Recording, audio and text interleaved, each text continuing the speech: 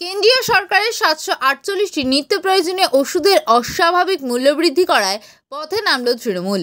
শুক্রবার বিকেলে পশ্চিম মেদিনীপুর জেলার দাঁতন 2 নম্বর ব্লকের সাবড়াতে কেন্দ্রীয় সরকারের সুগার, প্রেসার সহ প্রায় 748টি নিত্য প্রয়োজনীয় ওষুধের দাম বৃদ্ধি করায় পথে নেমে প্রতিবাদ জানালো দাঁতন 2 নম্বর তৃণমূল কংগ্রেস। এদিন দাঁতন 2 নম্বর ব্লকের সাবড়াতে প্রায় 5 শতাধিক তৃণমূল কর্মী সমর্থকদের নিয়ে প্রতিবাদ সভা ও মিছিল করা হয়।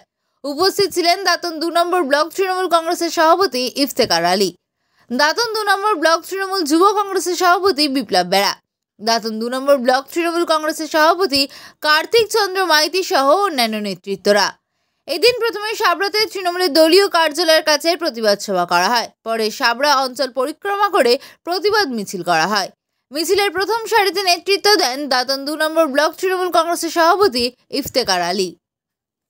ডিজেল থেকে শুরু করে কেন্দ্র সরকার যেভাবে মূল্য বৃদ্ধি করেছিল তার প্রতিবাদ করেছি, তেমনি নিত্য প্রয়োজনীয় জিনিসের মূল্য বৃদ্ধির ব্যাপারে আমরা রাস্তাঘাটে মানুষকে বোঝানোর চেষ্টা করেছি কিভাবে কেন্দ্র সরকার সাধারণ মানুষের টাকাকে লুট করে নিয়ে চলে যাচ্ছে।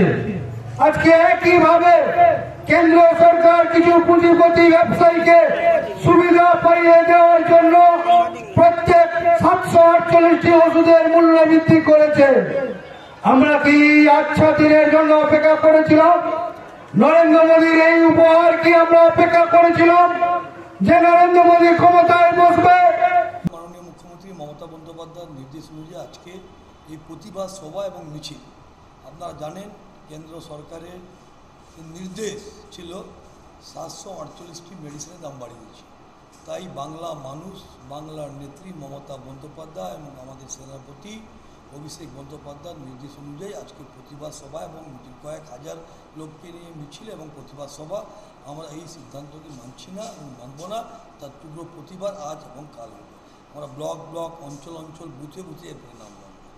যদি এই নিত্য প্রয়োজনীয় জিনিস সহ ওষুধের দাম না কমায় তাহলে আগামী দিনে কী করবে সেটা দলনেত্রী মমতা বন্দ্যোপাধ্যায়ই বলবে। বহু টালবাহানার পর গতকাল ওয়াকফ বিল পাস হচ্ছে, কী করবে? দেখুন, ওয়াকফ বিল পাস করবে যেহেতু ওদের মেজরিটি বেশি আছে। আমাদের সাংসদ শ্রী অভিষেক বন্দ্যোপাধ্যায়, কল্যাণ বন্দ্যোপাধ্যায়, জুন মালিয়া সহ আমাদের 29 জনই সাংসদ তার প্রতিবাদ করেছে। আমাদের সাংসদ নয়, সব দলেরই সাংসদরা প্রায় প্রতিবাদ করছে। একমাত্র নীতিশ এবং আপনার চন্দ্রবাবু নাইডু করেননি। তার প্রতিবাদ কিন্তু মানুষ তাদের ভোটের মাধ্যমে ঠিক বুঝিয়ে দিবে। নীতিশ এবং চন্দ্রবাবু নাইডু যে গাদ্দারিটা মানুষের সঙ্গে করেছে, মানুষ তার উত্তরটা ভোটের মাধ্যমে তাদেরকে বুঝিয়ে দেবে। ওয়াকফ বিলের মধ্য দিয়ে কি বাংলার সংস্কৃতি নষ্ট করতে চাইছে? অবশ্যই এইটা বাংলা বলে নয়, এটা পুরো ভারতবর্ষের সংস্কৃতিকে নষ্ট করতে চাইছে। এইটাই তো হচ্ছে বিজেপির একটি খেলা।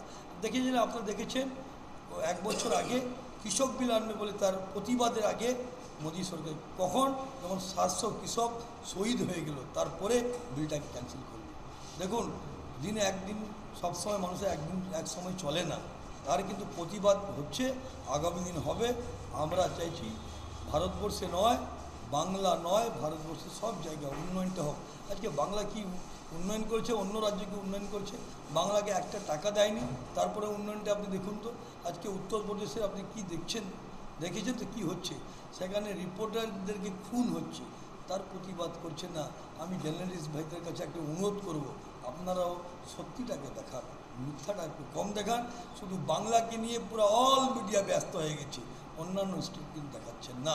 তাই আমাদের অনুরোধ, মিডিয়া একটা ভারতের একটা বলে না পিলার যদি ভেঙে যায় তাহলে দেশ ভেঙে যাবে। মিডিয়াদের কাছে অনুরোধ, আপনারাও একটু বাস্তবটা দেখেন। দাদা, রাজনৈতিক মহল মনে করছে যে এই যে 26,000 যে শিক্ষক নিয়োগের বাতিল হলো, এটা নিয়ে তৃণমূলের ক্ষতি হবে।